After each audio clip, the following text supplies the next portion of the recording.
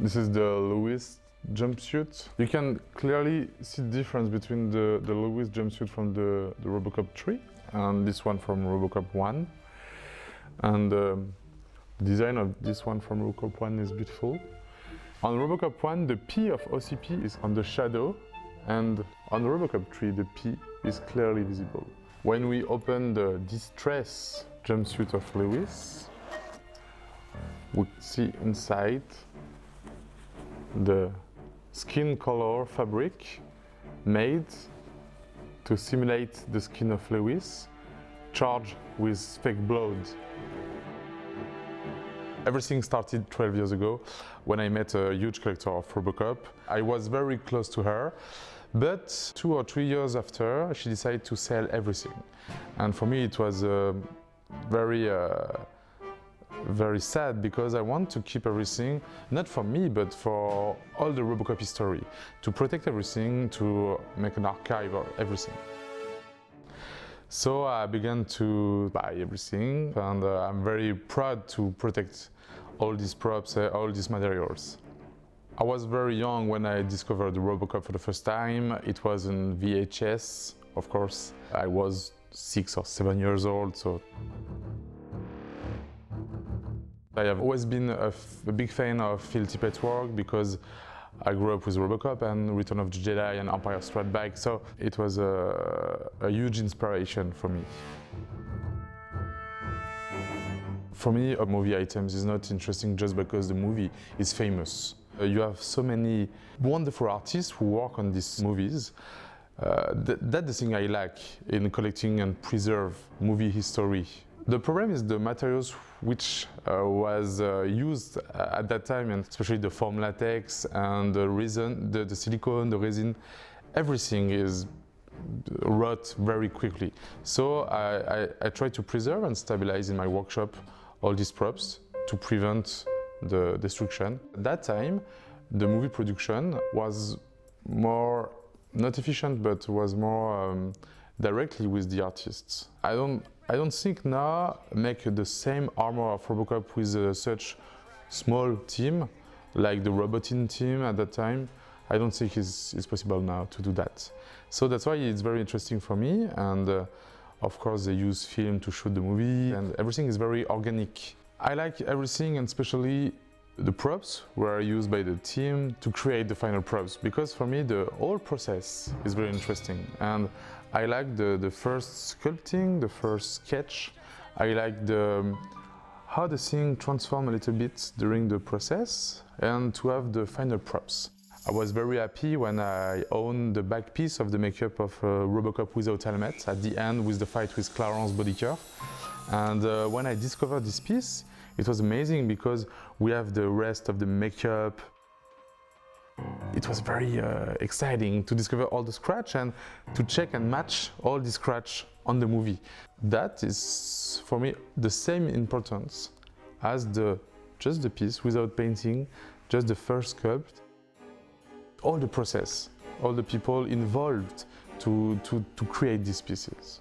Making a movie is just fight against problems in reality. And in the props, you can see that. I have an example for that. When I had the RoboCop suit, the previous owner said to me, "This is the suit from RoboCop 2." So I began to restore the suit, and I put some picture on Facebook. And Greg Puchnaz, the painter of RoboCop, asked me, say, "What is this? Wow, what is this suit? Or explain it to me." So I began, "Yeah, this is the suit from RoboCop 2." He said, "Sure?" I said, "Yes, the collector told me that." He said, "Please, can I check the paint and the materials?" I said, okay, I make some close-up shots. He said, "Man, this is the RoboCop suit from the 1, because only the RoboCop suit from the 1 are made in flexible urethane. After, it's not the same construction. So this is the suit from the 1. He said, "You know what? I remember that because it was a complete nightmare. Because as the suit was flexible, each time during the shooting, I repaint the suit because the crack appeared during the shooting. I clearly remember all the suits from the RoboCop 1 are flexible in resin." It was like an archaeologist, you know, who who are looking for a dinosaur or for old civilization, and you just discover this suit is from RoboCop 1. I heard something about Robotin design of the armor. I'm not sure because I never met Robotin, but some people say he tried to make a flexible armor for the first movie in order to not injure Peter Weller inside the suit. So that's why the armor and the suit is flexible. And you have the midsection, the black piece. It's an undersuit, a complete undersuit in foam latex and spandex. And you have the urethane resin and like foam too, but very high density foam. So the armor is very rigid and flexible at the same time. It's pretty heavy armor. You can feel the heavy suit in RoboCop 1. In the second movie, the armor is more light, more plastic for me in the RoboCop 2. I had this suit stored in my workshop in Switzerland for a long time. I am a good friend of Dan Ullman, the founder of the Museum of la Miniature et le Cinéma in France. He had a beautiful museum with many original props. For me, it was a purpose to show this real armor to the public. And that's why I restored the suit and I put the suit in the museum in France. The fun thing is the suit, the original suit, is mainly green. It's painted with car metallic paints, many layers with airbrush, pink, purple, blue, silver. So many people in the museum say, what is it? It's not a real armor, it's a fake armor because the real armor is silver. That's why it's very interesting to understand the difference between the real props and the final props in the movie with the color grading and everything. Phil Tippett had the same armor as me, but his armor was repainted for RoboCop 2. If I'm correct, the suit of Phil Tippett was used for stunt.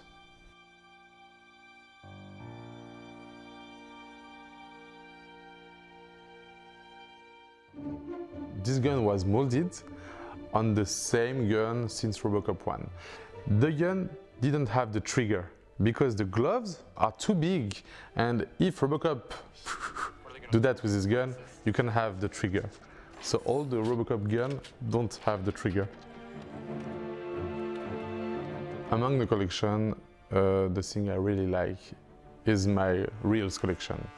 And inside these two boxes, you have the dailies and sound tests on magnetic tape.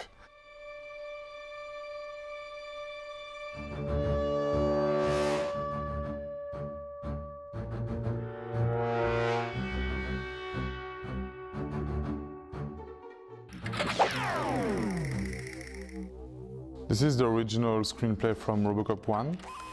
Very interesting thing is at the end, the story is not finished by what's your name? My name is Murphy. The end is a media break scene and Louis at the hospital. So interesting to see the change.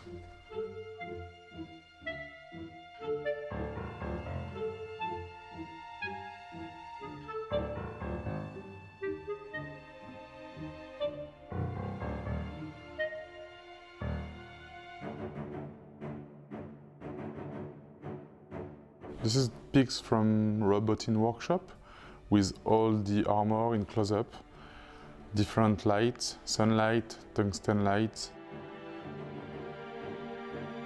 This has never been published before. One of my favorite pieces is the original storyboard from RoboCop 2. These storyboards are the fight between Kane and RoboCop, but the thing I like is how Phil Norwood, who's an amazing artist, he worked for concept design for James Cameron, for example, such big level.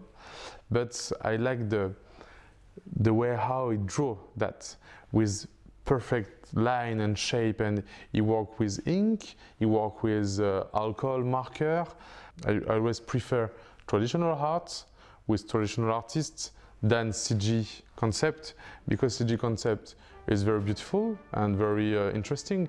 You never have the same organic level and the same perfection.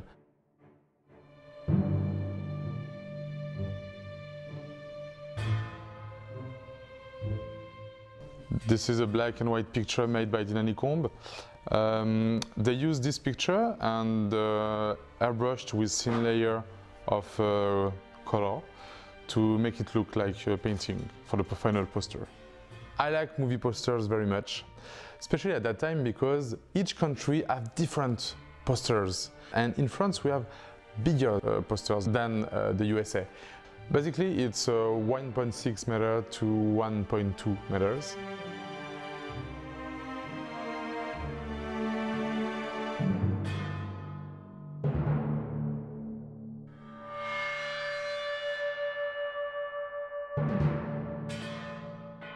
In my collection I have the standard poster from all around the world. I got from France, USA, Spain, Germany, but I got one very not standard, big, pretty big, 4 meters by 3 meters. Basically this poster is brand new, never unfolded.